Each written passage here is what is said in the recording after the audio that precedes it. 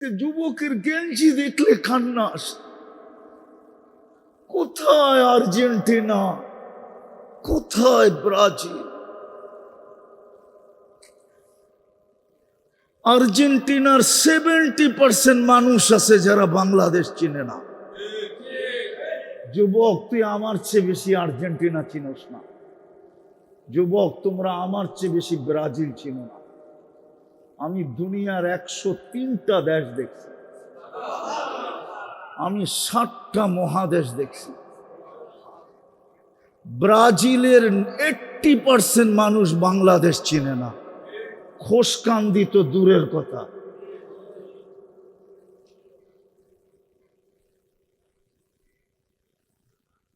আমার চিৎকার দিয়ে কাঁদতে মনে চায়, বিশ্বাস করেন, আমার বুক ফেটে যায়, কারণ আমি নবীর আশেক হয়ে মরতে চাই, কিয়ামতের দিন আশেক হয়ে উঠতে চাই। আমি চাই কবরে গেলে যখন প্রশ্ন করবে ফেরেশতা, মা কুনতা তাকুলু ফি হাযার রাজুলি মুহাম্মাদিন, তুমি ওনার রঙে কতটুকু রঙিন ছিলা, তো আমি চাই আল্লাহর কাছে দোয়া করি, আল্লাহর রসুলই যেন প্রথমে হাসি দিয়া বলে আমি চিনি, আমি আমি আমি একে চিনি। আমার মন চায় আমি চিৎকার দিয়া কাঁদি এই যুবক করে দেখলে। এই জন্য আমার কথা শুরু ছিল, মুসলমানের ঘরে জন্ম নিলেই মুসলমান হয় না। যদি হইতো তাহলে আল্লাহ মুসলমানকে কেন বলতেন, ইয়া আইয়ুহাল্লাযীনা আমানুত্তাকুল্লাহ হাক্কা তুকাতি ওয়ালা তামুতুন্না ইল্লা ওয়া আনতুম মুসলিমুন। এটা মুসলমানকে বলছে না কাফেরকে বলছে? বলো উলামা, তাহলে কেন বলবেন? আর মুসলমান হব কিভাবে? মুসলমান হওয়ার জন্য আল্লাহ পাঠাইছেন মুহাম্মাদুর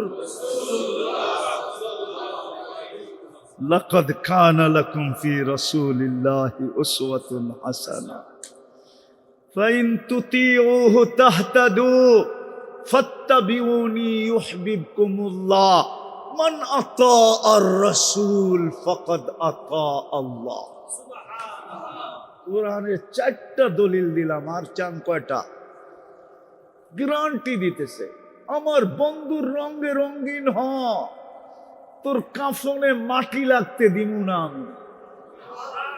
যে লেখছে, যে বলছে, ও ঠিকই বলছে, মুহাম্মাদের দেওয়ানাদের কাফনে কোনোদিন মাটি লাগে না। হ্যাঁ, ও ঠিকই লেখছে, ও ঠিকই বলছে, মুহাম্মদুর রাসূলুল্লাহর দেওয়ানা হও। এই জন্য সবার কাছে পায়ে হাত দিয়া বলবো, চলেন তওবা করি। আজকে এই মসজিদে বসে তওবা করি, করবেন? যুবকরা করবা? কে কে করবা দেখি?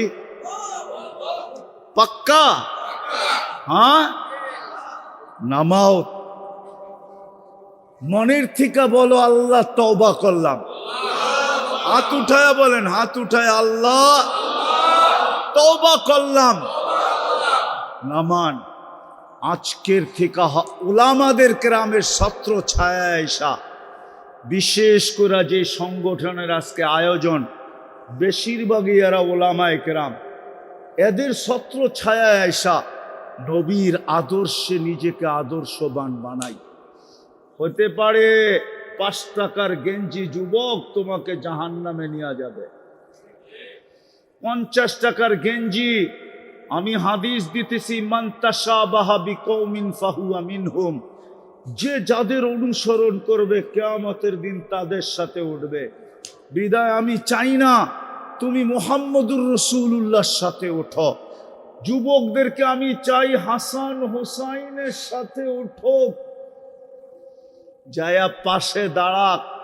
হাসান হোসাইন যদি জিজ্ঞাসা করে তোমরা আমার পাশে, আমাদের পাশে কেন? বলে বেশি কিছু ছিল না আমাদের কাছে, আপনার নানার একটা রঙে আমি রঙিন ছিলাম, এই জন্য পাশে দাঁড়াই।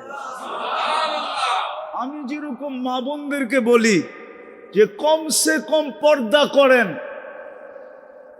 কিয়ামতের দিন হতে পারে ফাতেমা রাদিয়াল্লাহু তাআলা আনহার পাশে দাঁড়ানোর সুযোগ হবে। যদি জিজ্ঞাসা করে তুই আমার পাশে কেন, বলে কিচ্ছু ছিল না, এটা সত্য, কিন্তু আপনার মতো পর্দা ছিল, এই জন্য কাছে এসে দাঁড়াইলাম। আমার বিশ্বাস ফাতেমা রাদিয়াল্লাহু তাআলা আনহা সরায়া দিবে না, বলবে চল আমার সাথে জান্নাতে। যুবক তোমাদেরকেও বলবে হাসান হুসাইন চলো আমাদের সাথে জান্নাতে। নবীর আদর্শে আদর্শবান, তাইলে তুমি পাক্কা আশেক, নাইলে পাক্কা আশেক, নাইলে তুমি পাক্কা আশেক না। পাক্কা আশেক যদি হইতে চাও তাহলে নবীর রঙে রঙিন হও, নবীর আদর্শে আদর্শবান হও। কয়দিন তোমাদের যৌবন থাকবে? একদিন যৌবন শেষ হয়ে যাবে, আফসোস করতে থাকবে। সবচেয়ে বড় আদর্শ হলো 5 ওয়াক্ত নামাজ। কি ছাড়বো না ধরবো? ওয়াদা পাক্কা, ঠাক্কা, ভুল হবে না। আল্লাহ আমাদেরকে আমল করার তৌফিক দান করেন। ওয়ামা আলাইনা ইল্লাল বালা। দোয়া করতে হইব।